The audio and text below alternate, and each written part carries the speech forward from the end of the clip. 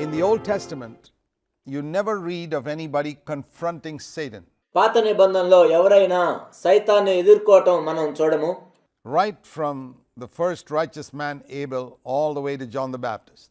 మొదటి నీతిమంతుడైన హేబేల్ దగ్గర నుండి బాప్తిజం ఇచ్చే యోహాను వరకు కూడా Nobody confronted Satan. సైతాన్ని ఎవరు ఎదుర్కోలేదు. All the enemies they confronted were human enemies. వాళ్ళు ఎదుర్కొన్న శత్రువులందరూ కూడా మానవులైన శత్రువులు. The Philistines, the Amorites, the Midianites, etc. ఫిలిస్తీయులు, అమోరీయులు, మిద్యానీయులు ఇలాంటి వారు. But the moment Jesus came, you find that he is in constant confrontation with Satan. కానీ ఎప్పుడైతే యేసుక్రీస్తు ప్రభు వచ్చారో యేసుక్రీస్తు ప్రభు వారు నిరంతరము కూడా సైతాన్ను ఎదుర్కొంటూ వచ్చాడు. There were demon-possessed people in the synagogues సమాజ మందిరంలో దయ్యం పట్టిన వ్యక్తులు ఉండేవాళ్ళు. who got disturbed, who sat there comfortably for so many years when the Pharisees were preaching. పరిసయ్యులు బోధిస్తున్నప్పుడు వాళ్ళెంతో సౌకర్యంగా అనేక సంవత్సరాలు ఆ సమాజ మందిరాల్లో కూర్చున్నారు. As soon as Jesus came and preached in the synagogue, those demon-possessed people suddenly got disturbed. ఎప్పుడైతే ఆ సమాజ మందిరంలోనికి యేసుక్రీస్తు ప్రభు వచ్చి బోధించటం ప్రారంభించాడో ఆ దయ్యం పెట్టిన వ్యక్తులందరూ కూడా ఎంతో అసౌకర్యానికి గురయ్యారు. Because someone had come to disturb their kingdom. ఎందుకంటే వాళ్ళ రాజ్యాన్ని పాడు చేయటానికి ఎవరో ఒక వ్యక్తి వచ్చాడు. And they knew that. The Pharisees were not there to disturb their kingdom. ఆ విషయం వాళ్ళకి తెలుసు. పరిసయ్యులు వాళ్ళ రాజ్యాన్ని ఏమీ చేయలేరు. So they didn't disturb the services when the Pharisees were around. కాబట్టి పరిసయ్యులు ఉన్న మీటింగుల్లో వాళ్ళేమీ కలవరం తీసుకొని రాలేదు. But as soon as Jesus came, they would start creating a problem in the service, in the synagogue. కానీ ఎప్పుడైతే యేసుక్రీస్తు ప్రభువారు బోధించడానికి వచ్చారో సమాజ మందిరముల్లో అక్కడ కలవరాన్ని తీసుకొని వచ్చేవాళ్ళు.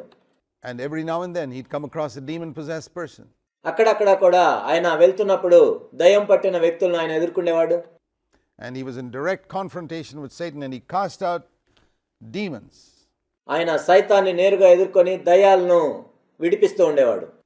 And Jesus says in Matthew and chapter 12, he says, if I cast out demons, Matthew 12 verse 28, by the Spirit of God.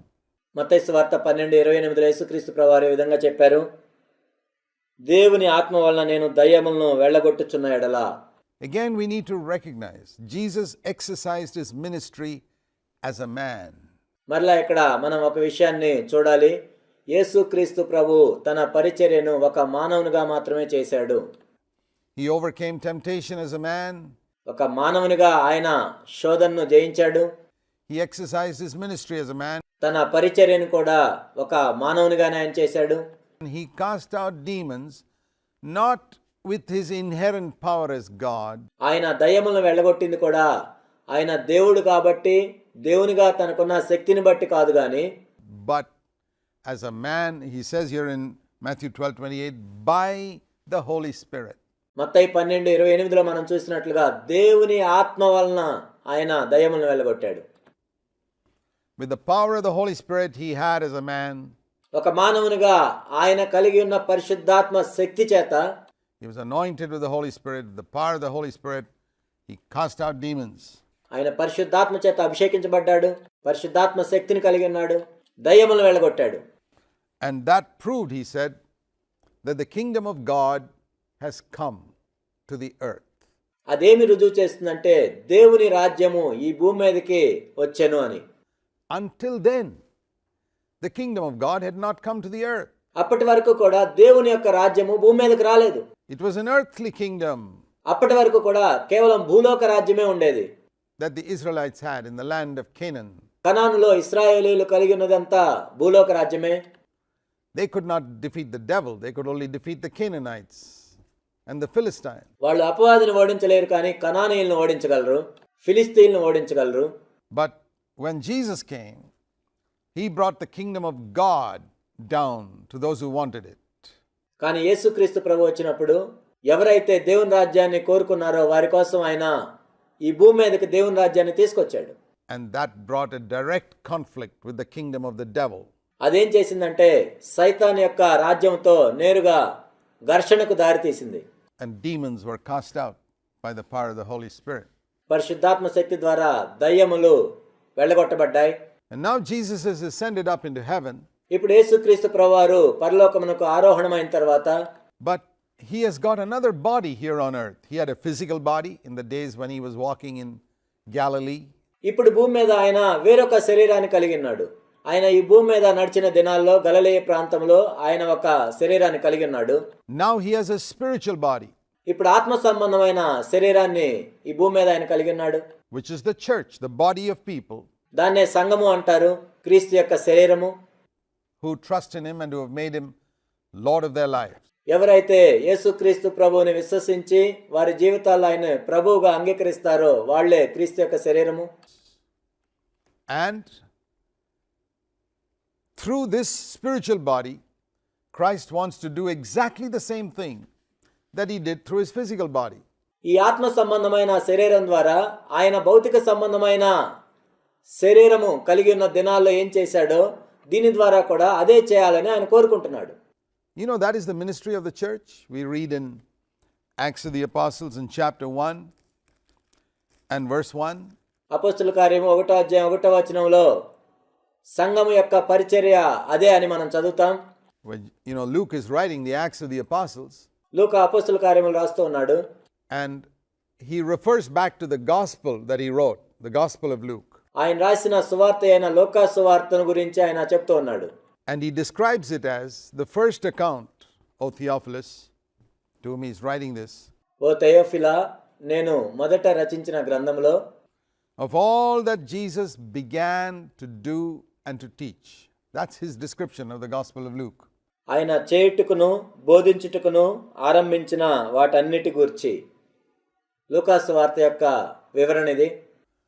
All that Jesus began to do and to teach. ఆయన చేయుటకును బోధించుటకును ఆరంభించిన వాటన్నిటిని గురించి. So what does he mean then? What is this new thing he is writing? దీని అర్థం ఏంటి? ఆయన రాసే కొత్త విషయం ఏంటి? Obviously, all that Jesus continued to do and to teach. ఇప్పుడు యేసుక్రీస్తు ప్రభువారు ఇంకా ఏం చేస్తున్నారో, ఇంకా ఏం బోధిస్తున్నారో దాని గురించి రాయాలని. So, in his physical body, he began to do and to teach. యేసుక్రీస్తు ప్రభు తన భౌతిక శరీరంలో ఉన్నప్పుడు ఆయన ఏవైతే చేశాడో, ఏవైతే బోధించాడో ఆరంభించిన వాటిని. And now with a spiritual body that was formed on the day of Pentecost, ఇప్పుడు ఆయన ఆత్మ సంబంధమైన శరీరాన్ని కలిగి ఉన్నాడు. పెంతెకొస్తు దినాన దాన్ని కలిగి ఉన్నాడు. he continued to do and teach. ఆయన ఏదైతే ఆరంభించాడో వాటిని కొనసాగిస్తున్నాడు, చేయుటకును బోధించుటకును. So we can say this book called the Acts of the Apostles కాబట్టి ఈ పుస్తకాన్ని మనం అపోస్తుల కార్యములు అని పిలుస్తున్నాము. is actually the acts of Jesus Christ కానీ నిజానికి ఇవి యేసుక్రీస్తు ప్రభు యొక్క కార్యములు.